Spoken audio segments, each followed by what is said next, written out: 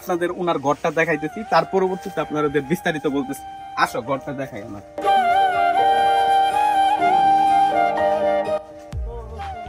আশ্চর্যজনক, এইটা হচ্ছে ওনার ঘর।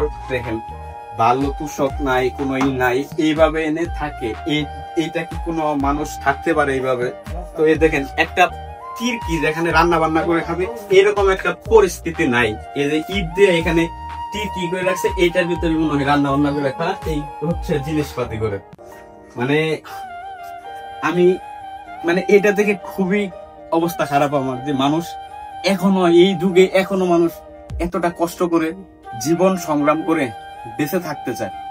তো আপনারা যদি একটু সহযোগিতা করেন এই চাষিটিকে, তাহলে হয়তো এমন কষ্ট করতে হবে না, কিছুটা হলেও উপকৃত হবে।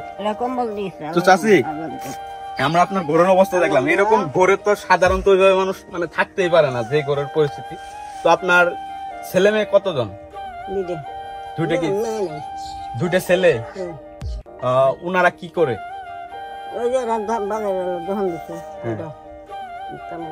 কাজ করে, কাম কাজ। দুইটাই বিয়ে করে ফেলছে। উনারা কি আপনাকে দেখে না, দেখাশোনা খান কার মধ্যে?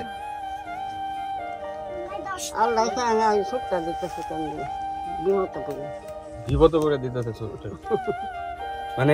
বুঝতে পারছেন, ওনার দুইটা ছেলে এত কষ্ট করে মা বাপ ছেলেদের মানুষ করে, আর বড় হয়ে সেই মা বাবারই খোঁজ রাখেন।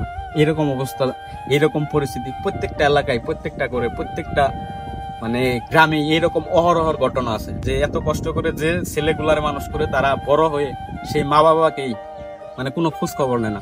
তো আমি আপনাদের বলতে চাই, ওরা মরলে বুঝবো, কত ডাকক্ষেপ নিয়ে বলতে পারে যে ছেলেরা মরলে বুঝবো।